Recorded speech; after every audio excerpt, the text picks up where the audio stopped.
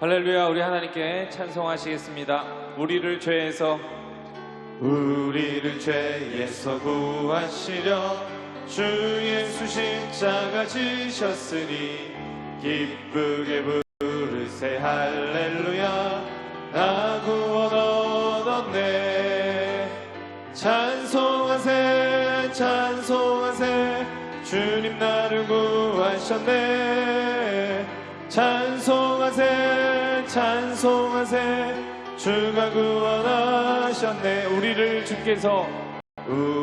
주께서 구했으니 이전에 행하던 악한 일과 추하고 더러운 모든 죄를 온전히 버렸네. 할렐루야. 찬송하세 찬송하세 주님 나를 구하셨네. 찬송하세 찬송하세 주가 구원하셨네.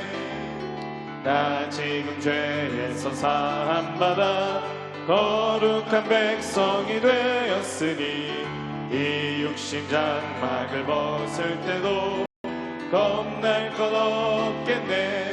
할렐루야. 찬송하세 찬송하세 주님 나를 구하셨네. 찬송하세 찬송하세 주가 우리가 이 세상 떠날 때에 예수의 손목을 굳게 잡고 영원히 즐거운 천국에서 주 함께 살겠네. 할렐루야. 찬송하세 찬송하세 주님 나를 구하셨네. 찬송하세 찬송하세 주가 다시 한번 찬송하겠습니다. 우리를 죄에서 구하시려 주 예수 십자가 지셨으니 기쁘게 부르세 할렐루야. 나 구원 얻었네. 할렐루야. 찬송하세 찬송하세 주님 날 구하셨네. 찬송하세 찬송하세 주가 우리를 주께서 구했으니 이전에 행하던 악한 일과 추하고 더러운 모든 죄를 온전히 버렸네. 찬송하세 찬송하세 주님 나를 구하셨네. 아멘. 찬송하세 찬송하세 주가 나 지금 죄에서 사함받아 거룩한 백성이 되었으니 육신 장막을 벗을 때도 겁날 것 없겠네. 아멘. 찬송하세 찬송하세 주님 나를 구하셨네. 찬송하세 찬송하세 주가 우리가 이 세상 떠날 때에 예수의 손목을 굳게 잡고 영원히 즐거운 천국에서 주 함께 살겠네. 아멘. 찬송하세 찬송하세 주님 날 구하셨네. 찬송하세 찬송하세 주가 예수 십자가에 흘린 피로써 그대는 씻기어 있는가. 더러운 죄 이게 하는 능력을 그대는 참지 않은가. 예수의 보혈로 그대는 씻기어 있는가. 마음속에 여러 가지 죄악이 깨끗이 씻기어 있는 주 예수와 밤낮으로 늘 함께 그대는 행동을 하는가. 아무 때나 어디서나 그대는 십자가 붙들고 있는가. 예수의 보혈로 그대는 씻기어 있는가? 마음속에 여러 가지 죄악이 깨끗이 씻기어 주님 예수 다시 올 때 그대는 영접할 예복이 있는가? 그대 몸은 거룩한 곳 천국에 들어갈 준비가 됐는가? 예수의 보혈로 그대는 씻기어 있는가?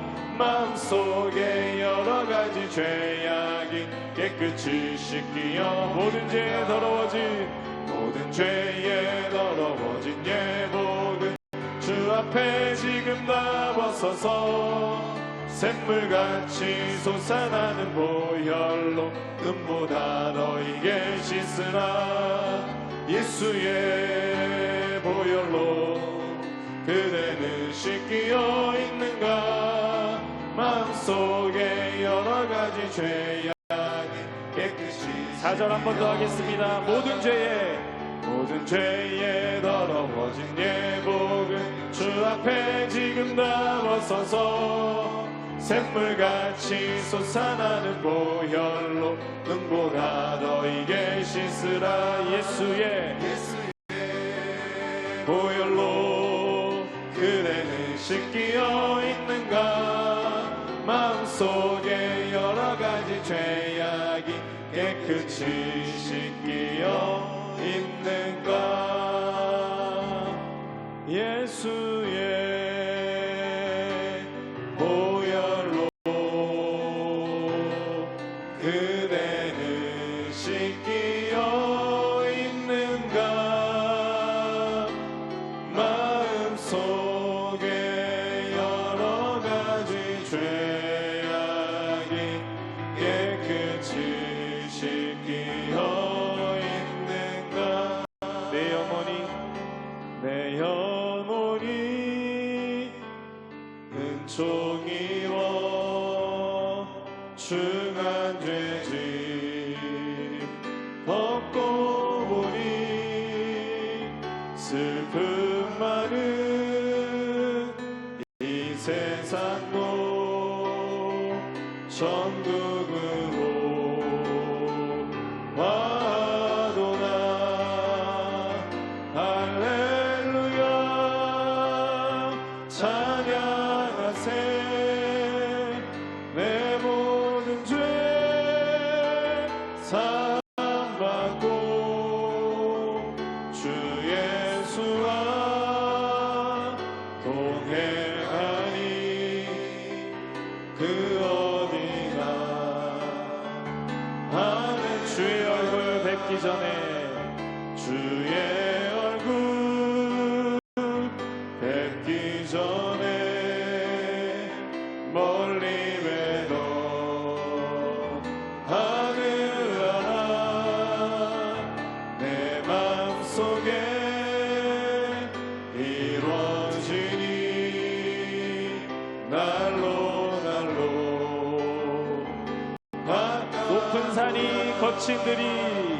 높은 산이 거친 들이 조망이나 궁궐이나 내 주 예수 모신 곳이 그 어디나 하늘 할렐루야 찬양하세. 할렐루야 찬양하세. 내 모든 죄 사함받고 주 예수와 동행하니 그 어디나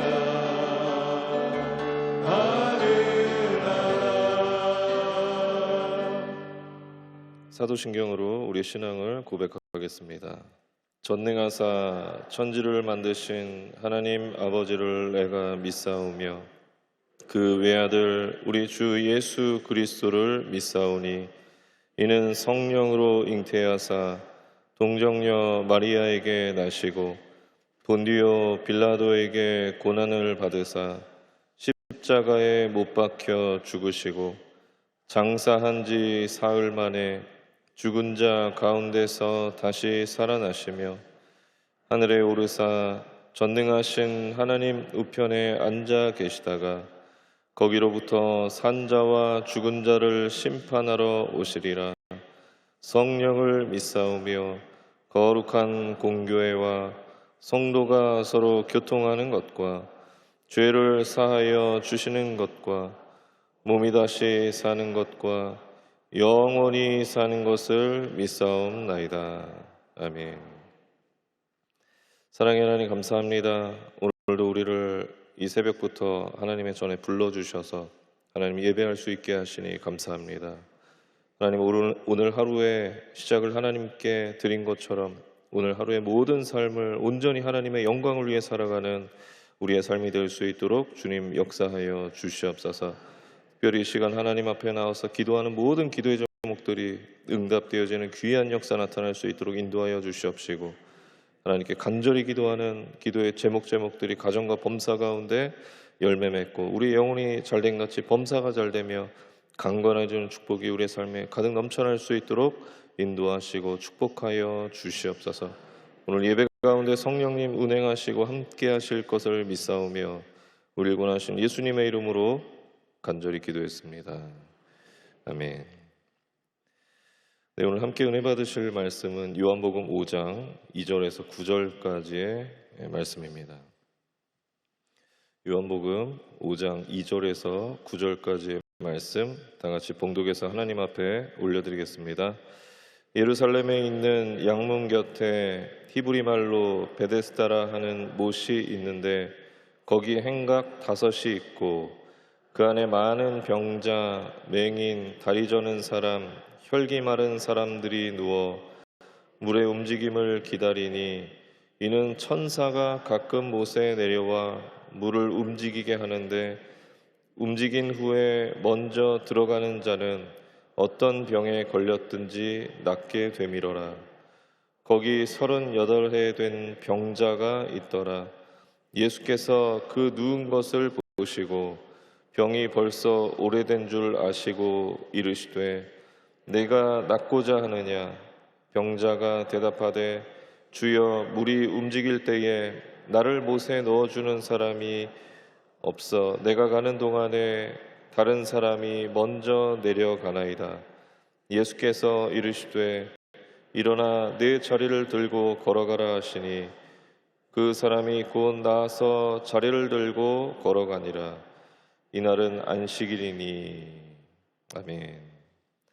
네, 오늘 봉독한 말씀을 근거로 해서 함께 은혜 받으실 말씀의 제목은요, 한번 제목을 따라해 보시겠습니다. 하나님의 방법이 기적을 만든다.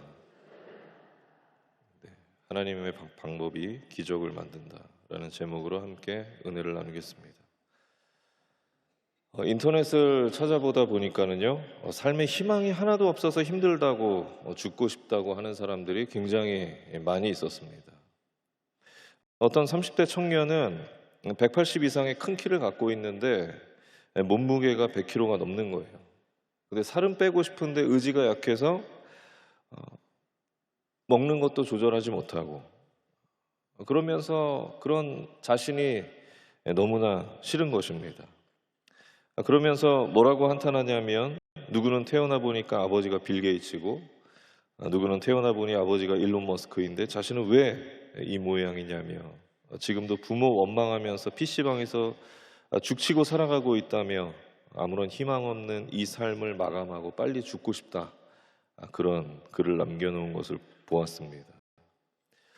또 한 학생은 성적도 꼴찌고 말도 더듬고 또 눈은 다쳐서 제대로 보이지 않고 친구도 없고 그냥 인생 자체의 희망이 없어서 하루하루를 무의미하게 그렇게 살아가다가 보니 죽고 싶다는 그런 고민을 적어놓은 것을 보았습니다.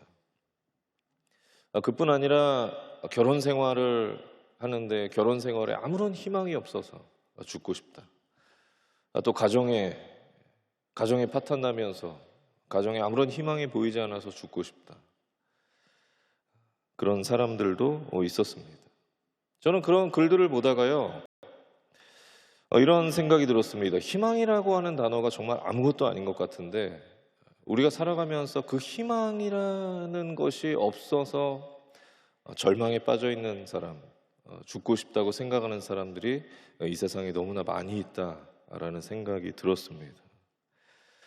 그래서 철학가인 키에르케고르는 희망의 반대말인 그 절망에 대해서 이렇게 정의한 바 있습니다. 절망은 죽음에 이르는 병이다. 오늘 본문에도 삶에 아무런 희망 없이 그냥 하루하루를 견디며 살아갔던, 그것도 38년을 살아갔던 한 사람에 대한 이야기가 기록되어 있습니다. 내용은 이렇습니다. 예루살렘 성 양문 곁에 베데스다 연못이라고 하는 곳이 있었는데 그 연못에는 사람들이 굉장히 많이 있었습니다. 사람들이 바글바글했습니다. 그런데 거기 있었던 사람들이 대부분 어떤 사람들이었냐면 병자들이었습니다. 오늘 성경에 보니까 맹인, 다리 저는 자, 혈기 마른 자 같은 그런 병자들이 그곳에 아주 가득 넘쳐나게 있었습니다. 여러분, 왜 그들은 병 고치는 곳이 아니라 베데스다 연못, 좀 뜬금없는 그 연못에 와 있었던 것일까요? 그것은 베데스다 연못에 물이 동할 때 연못에 제일 먼저 들어가는 사람이 그 어떤 병도 치유받을 수 있다는 그런 소문이 있었기 때문입니다. 학자들은 이 소문이 그냥 미신이었을 것이다라고 이야기하고 있습니다. 우리도 몸에 좋다는 약수터가 있으면, 소문이 그렇게 있으면 그 약수터 한 번쯤 가서 꼭 한번 그 물을 마셔보잖아요. 저희 집 뒷산에도 그런 소문이 유명했던 약수터가 있었는데요. 제가 어느 날 등산 갔다가 그 약수터 쪽으로 내려오는데 깜짝 놀랐습니다. 왜냐하면 사람들이 약수물 마시기 위해서 줄을 섰는데 정말 상상을 초월할 정도로 긴 줄을 서 있어가지고 깜짝 놀란 적이 있었는데요. 그것과 마찬가지로 베데스다의 연못에 대한 소문도 그런 소문이었다는 것이죠. 베데스다 연못의 소문 역시 그저 세상 사람들이 말하는 전설과 같이 내려오는 그런 소문에 불과했던 것입니다. 어쨌건 많은 사람들이 그 소문을 듣고 베데스다 연못을 찾았습니다. 그런데 그곳에 있던 사람들이 병자였는데 병을 고치는 곳이 아니라 너무나 뜬금없는 소문만 무성했던 그 베데스다 연못까지 와 있는 것을 보면 그들은 아마 삶에 아무런 희망 없이 하루하루를 그냥 견디듯이 살아가는 그런 사람들이었을 것입니다. 정말 신락 같은 희망을 가지고 그곳까지 어떻게 오게 된 것이죠. 그리고 오늘 본문에 나온 38년 된 병자도 바로 그 무리 속에 누워 있었던 것입니다. 그런데 여러분 한번 생각해 보세요. 38년이란 시간이 얼마나 지긋지긋했을까요? 38년이란 시간은요, 이스라엘 백성들이 광야에서 지냈던 시간과 맞먹는 시간입니다. 우리에게 1년이란 시간이 얼마나 긴 시간입니까? 그런데 그 긴 시간을 38년을 있었다라고 하는 것입니다. 얼마나 그의 인생에서 지긋지긋한 삶이었을까요? 그런데 그의 삶의 문제는 그뿐이 아니었습니다. 그는 자기 스스로 아무것도 할 수 없는 그런 비참한 인생을 살았던 사람이었고, 또 그는 자기를 도와주는 사람이 아무도 없었던 그런 외롭고 고립된 삶을 살았던 인생이었습니다. 오늘 성경이 소개하고 있는 이 38년 된 병자의 인생은요, 이게 전부였습니다. 지긋지긋하고 비참하고 외롭고, 그것이 그의 삶의 전부였습니다. 그런 그가 자신의 삶을 보면서 얼마나 더 비참했을까요? 그런데 그렇게 비참했던 그의 인생에 기적이 나타났습니다. 오늘 본문 말씀에 9절 말씀에 보면 그가 경험했던 기적을 이렇게 기록하고 있는데요. 우리 다 같이 한번 봉독하시겠습니다. 곧 나아서 자리를 들고 걸어가니라.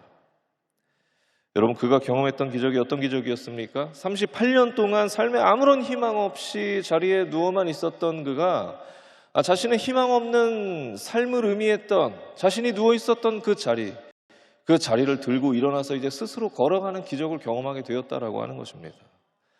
절망의 절망만 있었던 그의 삶에 희망의 삶으로 변화되었던 것이고, 고통만 있었던 그의 삶에 기쁨의 삶으로 변화되었던 것입니다. 저와 여러분의 삶에 이런 기적과 같은 역사가 나타나게 되시길 예수님의 이름으로 축원합니다. 축원합니다. 그렇다면 우리가 어떻게 이처럼 아무런 희망 없는 상황에서 기적을 경험할 수 있을까? 첫 번째는요, 한번 따라해 보시겠습니다. 긍정적인 생각을 선택하라. 오늘 38년 동안 삶에 아무런 희망 없이 살았던 그에게 예수님께서 그에게 다가가셔서 가장 먼저 하셨던 질문이 무엇이었냐면, 내가 낫고자 하느냐였습니다. 내가 낫고자 하느냐. 너 병에서 낫고 싶니? 그런 질문을 예수님께서 그 38년 동안 누워 있었던 그 사람에게 하셨던 것입니다. 그런데 왜 예수님께서는 그에게 다가가셔서 그의 병을 바로 고쳐주지 않으시고 왜 그에게 질문을 하셨던 것일까요? 뜬금없이. 내가 낫고자 하느냐? 왜 그 질문을 뜬금없이 하셨던 것일까요?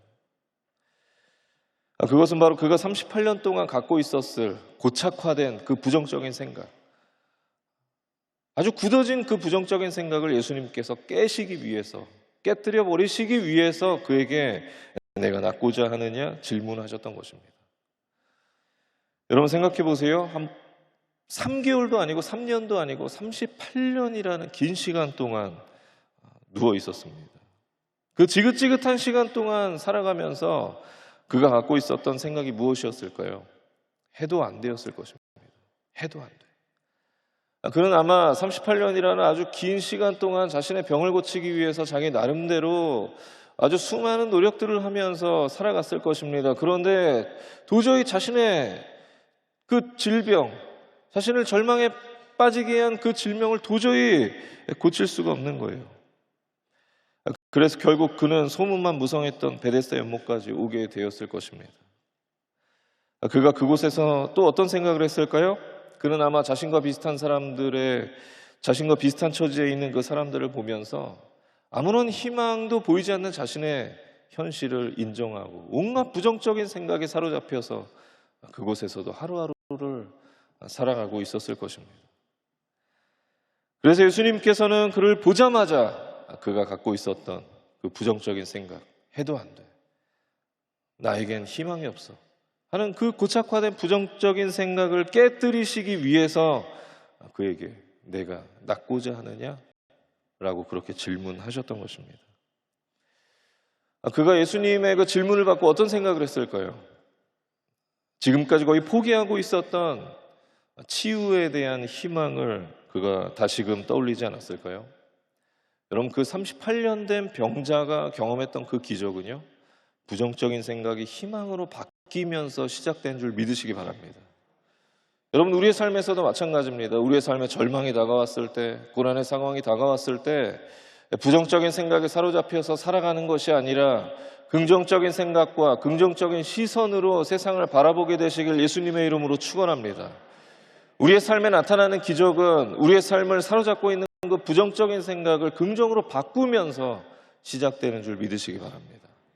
그래서 저와 여러분이 고통의 터널을 지나갈 때 아무런 희망도 보이지 않는 것과 같은 그런 고난과 어려움 속에서 부정적인 생각을 떨쳐버리고 절대 긍정, 절대 감사로 살아가면서 하나님 주시는 그 기적을 경험하게 되시길 예수님의 이름으로 축원합니다.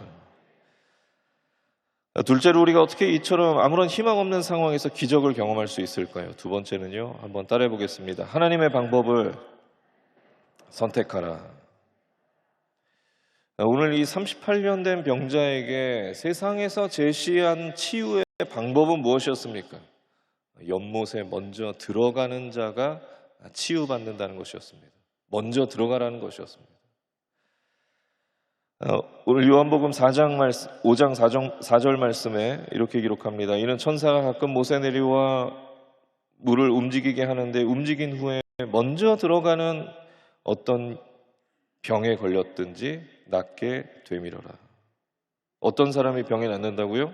먼저 들어가는 자가 낫는다는 것입니다.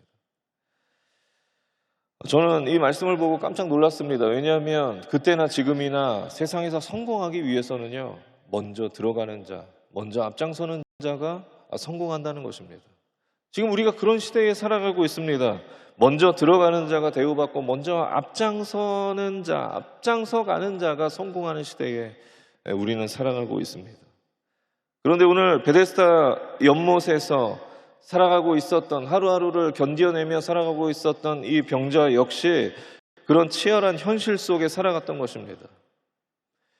베데스다는 은혜집이라는 뜻인데요, 그곳의 현실은 은혜와는 거리가 멀었던 그런 현실 속에 살아가고 있었던 것이죠. 그래서인지 예수님께서 그에게 내가 낫고자 하느냐라고 질문하셨을 때 이 38년 된 병자는요, 굉장히 뜬금없는 대답을 예수님께 하는데 뭐라고 대답하냐면 요한복음 5장 7절 말씀에 이렇게 기록하고 있습니다. 우리 다 같이 봉독하시겠습니다.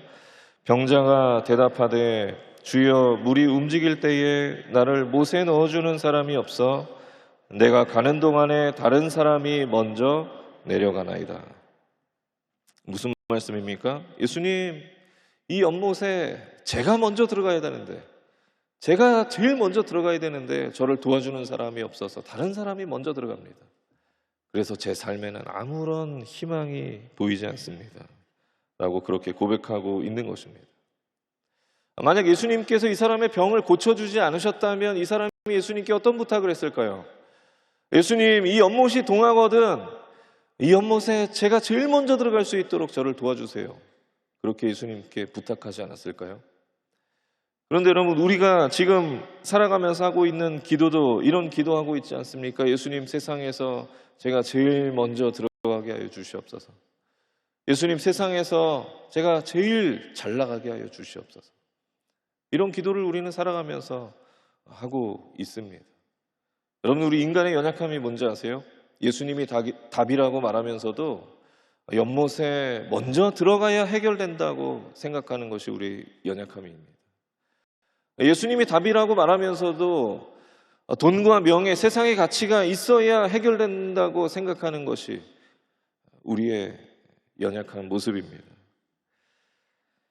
그러나 여러분, 그런 세상적인 방법은요, 우리의 문제를 온전히 해결해 줄 수가 없는 것입니다. 바라기는 저와 여러분이 절망적인 현실 앞에서 먼저 연못에 들어가기 위해 쓰는 삶이 아니라 하나님의 방법을 선택하고 하나님의 방법대로 살아가는 그런 저와 여러분의 삶이 되시길 예수님의 이름으로 축원합니다. 그렇다면 하나님의 방법이 무엇일까요? 우리가 살아가야 할 그 하나님의 방법, 첫 번째는 예배하는 것입니다. 오늘 5장 14절 말씀에 이렇게 기록합니다. 그 후에 예수께서 성전에서 그 사람을 만나 이르시되 보라, 내가 나았으니 더 심한 것이 생기지 않게 다시는 죄를 범하지 말라 하시니. 예수님을 만나 치유받은 그가 어디에 있다고 성경이 기록하고 있습니까? 그는 성전에 있었습니다. 다시 말하면 세상 사람들이 말하는 이야기를 듣고 베데스다 연못에 가장 먼저 들어가야 치유받을 수 있다고 굳게 믿고 살았던 그가 예수님을 만나고 기적을 경험하고 이제는 그가 하나님을 예배하는 성전에 있었다라고 하는 것입니다. 여러분, 저와 여러분이 이 세상의 기준을 가지고 연못에 먼저 들어가기 위해 쓰는 삶이 아니라 하나님을 예배하기 위해 쓰는 삶을 살아가게 되시길 예수님의 이름으로 축원합니다. 예배에 승리해야 우리 인생에도 승리할 수 있게 되는 줄 믿으시기 바랍니다. 예전에 국민일보에서 이런 글을 본 적이 있는데요, 한 가장이 20대에 박사학위를 받은 그런 가장이었습니다. 결혼도 잘하고 15년간 대학 교수로 지낼 정도로 소위 성공한 인생을 살았던 사람이었습니다. 그 성도님에게는 두 아들이 있었는데 큰 아들이 고2 때 갑자기 학교를 자퇴했습니다. 그리고 그 아들은요, 쓰레기가 가득하고 더러운 어두운 방에 처박혀서 나오질 않았습니다. 좀 저러다 말겠지 하면서 기다리고 있었는데 그렇게 기다림이 7년이나 지나면서 아들의 얼굴을 볼 수가 없었다고 합니다. 그때 이 성도님은요, 이런 생각을 했습니다. 왜 내게 이런 아들을 주셨나? 내가 무엇을 그렇게 하나님 앞에 잘못했나 하는 원망의 마음이 들었다고 합니다. 그런데 그게 끝이 아니었습니다. 작은 아들마저 반항이 시작되었습니다. 주의력 결핍 과잉 행동장애 증상이 있었던 이 작은 아들은 흡연과 절도 또 폭행 등 여러 사건에 연루돼서 학교폭력위원회는 물론 경찰서와 법원까지 드나들었다고 합니다. 이런 상황에서 그 성도님은 아빠로서 할 수 있는 게 아무것도 없었다고 합니다. 상황이 그렇게 되고 나서야 그 성도님은 아이들을 제대로 키우는 데는 자신의 학벌이나 능력이 전혀 필요 없다는 것을 깨닫게 되었다고 합니다. 그래도 이 성도님에게 남아있었던 한 가지가 있었는데 그것이 무엇이었냐면 바로 교회 공동체였습니다. 그때부터 이 성도님은 모든 예배에 참석해서 말씀을 들었고 공동체와 함께 매일같이 말씀을 묵상했다고 합니다. 그랬더니 자신을 향한 하나님의 말씀이 들리기 시작했는데 자신이 하나님 앞에 범죄했던 연약한 모습들이 그때부터 하나씩 떠올랐다고 합니다. 그래서 그는 회개하고 자신을 구원해 주신 하나님의 은혜 감사하면서 교회 일에 최선을 다해 헌신하고 봉사했다고 합니다. 그리고 그렇게 예배와 묵상과 공동체에 최선을 다해서 헌신했던 어느 날 어둠 속에 있었던 큰아들이 빛으로 나와서 함께 교회에서 신앙생활하고 있었고 둘째 아들 역시 방황을 마치고 교회 공동체에서 함께 신앙생활하게 되었다고 합니다. 여러분, 하나님을 예배하는 자리에서 승리하면 우리의 인생에서도 승리하게 될 수 있는 줄 믿으시기 바랍니다. 그러기에 저와 여러분이 세상의 가치를 따라서 연못에 먼저 들어가기 위해 애쓰는 삶이 아니라 하나님을 예배하기 위해 발버둥치고 애쓰는 저와 여러분의 삶이 되시길 예수님의 이름으로 축원합니다. 두 번째 하나님의 방법이 무엇이냐? 죄를 범하지 않는 것입니다. 예수님께서 38년 된 병자를 치유해 주시고 나서 그에게 단 한 가지 요구하셨던 것이 있는데 그것이 무엇이었냐면 다시는 죄를 범하지 말라였습니다. 다시는 죄를 범하지 말라. 지금 이 시대를 살아가는 많은 그리스도인들이요, 죄의 유혹 앞에 무너져 있습니다. 죄와 더불어 사는 것이 어쩔 수 없는 현실이라고 그렇게 이야기하며 착각하며 또 그렇게라도 예배만 드리면 하나님의 방법대로 살아가는 것이라고 그렇게 착각하면서 무뎌진 영적 감각을 가지고 그렇게 살아가고 있습니다. 그러나 오늘 분명히 예수님께서는 예수님을 만나 이미 인생이 변화되어서 성전에 있었던 그 사람에게 뭐라고 말씀하시냐 하면 너는 다시는 죄를 짓지 말라고 그렇게 강조해서 말씀하고 있습니다. 여러분, 죄가 무엇입니까? 사도행전 5장에 보면 아나니아와 삽비라의 이야기가 사건이 기록되어 있는데요, 아나니아와 삽비라가 땅을 판 돈 중에 일부는 숨기고 일부만 내놓고는 다 드린 것처럼 속여서 베드로에게 책망받는 장면이 나오고 있습니다. 그때 베드로가 뭐라고 말씀하냐 하면 사도행전 5장 4절 말씀에 이렇게 말씀합니다. 땅이 그대로 있을 때에는 내 땅이 아니며 판 후에도 내 마음대로 할 수가 없다냐, 이렇게 이야기합니다. 여러분, 죄가 무엇이냐? 세상의 것을, 세상에 가치 있는 것들을 내 마음대로 하지 못하는 것, 내 마음대로 조절하지 못하는 것, 그것이 죄가 되는 것입니다.